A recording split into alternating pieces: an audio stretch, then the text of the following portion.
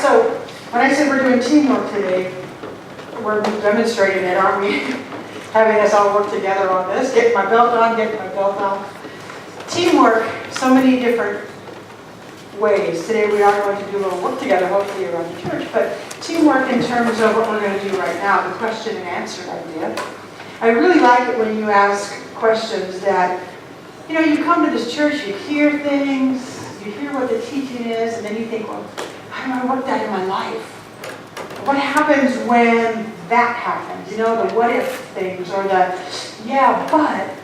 So I would like to open it up to questions that can be about the philosophy, about your personal application of it, just the things that are hanging out. Maybe you have, questions that are feeling like they're big, thunderous questions, and you're not able to hear the answer yet. Maybe we'll even do a guided meditation to help you hear the answer. Because what you're saying is so perfect. Sometimes we hear these big, booming questions, and we don't always get big, booming answers. We want big, booming answers. God, give me a sign. Teamwork going on all around. I love it. And we don't always get like a big sign. Sometimes it's so quiet we miss it. And it requires us to be quiet to hear it. So we're going to do a little bit of all of those today. So, and maybe, last time Richard demonstrated, came up and we did a treatment. Maybe somebody will get to have a treatment and we'll demonstrate that again too. So let's just see who might have a question today for me. Richard always has questions. All right. I'll start. Okay. Went to a funeral yesterday. I know there was a memorial service in here yesterday. Mary and I are going to another funeral celebration tomorrow. Refresh my brain of Ernest Holmes and death and dying and what that looks like. So what we believe about that here, Yes. our immortality? On the spiritual level, the belief is immortality is the truth. That we are immortal beings right now. We always have been, and we always will be. That we have eternal life without having to earn it, which a lot of religions say you must earn that, whatever comes next. We say it already is. So it's eternal. We are immortal. Ernest Holmes didn't put down exactly what he thought it would be, but he did say he believes that the life spirals upward. So he proposed many levels and dimensions, many planes of existence, which blows my mind because we think, okay, right here I'm a human, and we ask the question, what comes next? Now let's imagine that we don't have a body. We're already in that what comes next. Can you imagine that you're still then wondering what comes next? So what comes next? What comes next? Who knows? How many levels of dimension that are unseen might be available to us?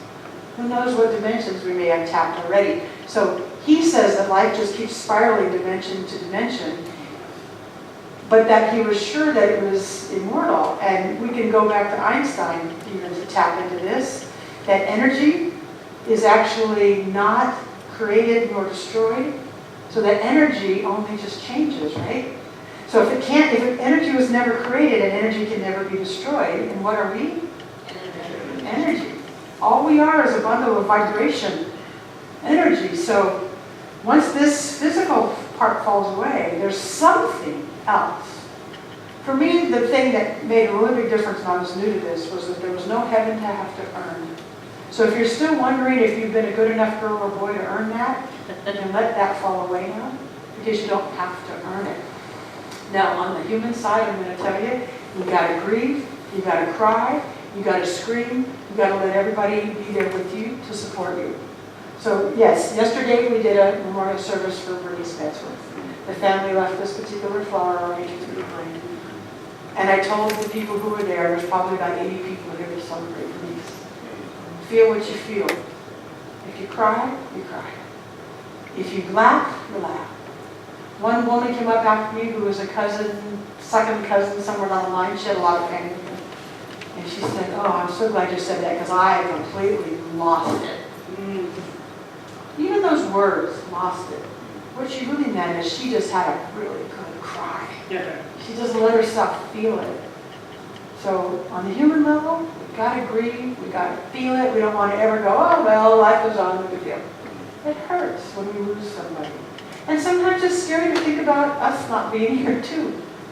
But the spiritual teaching says there must be something besides flesh and blood. Good question. What else? Any questions good? Nobody has any questions today? Don't be shy to ask. I have one. I've always wanted to ask this every time you have a Q&A. Okay.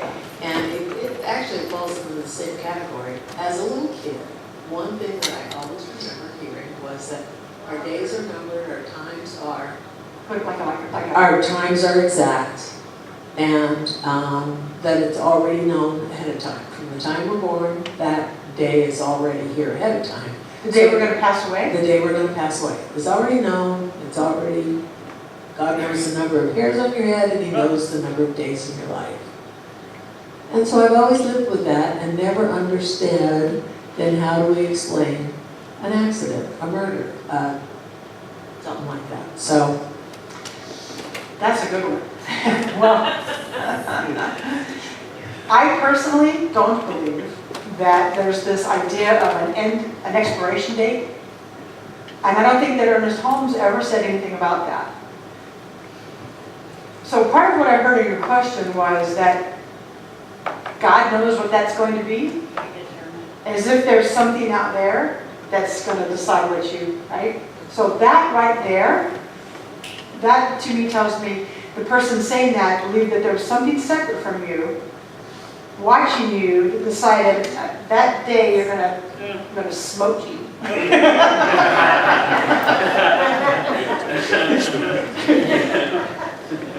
I don't believe that, even though we're having a sense of humor about it. I don't believe that. Because there cannot be that separated entity that is determining. So when people say God knows the number of hairs on your head, I think that's a funny way of saying that you are so intimately connected with that God. You know, we might say God is closer than hands and feet. But there's really no being that knows how many hairs you have on your head, because there's no being separate from you. You're not even going to count being the hair on your head, right? Let's start. So, since it keeps changing.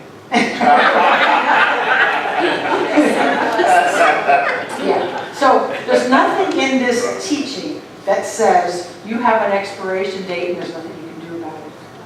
And I have enough proof, I guess, enough evidence when I think about people who have been given, let's say, a really strong, serious diagnosis of something like a stage 4 cancer, who have healed themselves. So what looked like an expiration date wasn't. And I have known people who have eaten healthy and wonderful and died at 38. So I don't think there's a predetermined aspect in that. And Ernest Holmes certainly doesn't teach that. We just live full out, the fullest that we can each and every day. I hope that helps. It's one of those questions that we can't know absolutely 100%. Thank you. Yes, thanks. You talked about different planes and how we move to different planes. And I work with people who oftentimes hear voices and talk to people that aren't there and are given medication for that. And I asked the doctors, I said, isn't it possible that these people do really see somebody that we don't see, or hear somebody that is there? And the doctor looked at me and he said, well, Denise, that's a really good question, because I don't know. So, in other words, he's giving them medication to try to make something go away that possibly really is there. So, is it possible for us to live on 2 planes at the same time? Whoa. Good question. Whoa, everybody. Together, 1, 2, 3. Whoa.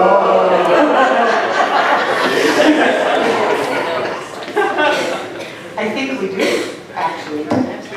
Right now, we live on 2 or more planes at the same time. You know, you've heard the idea of parallel universe? My book title that will someday get finished is called There's More Going On Than Meets the Eye. And it really addresses that in so many other ways. There is so much more going on than meets the eye. So are we living in 2 planes? Absolutely. Ernest Holmes referred to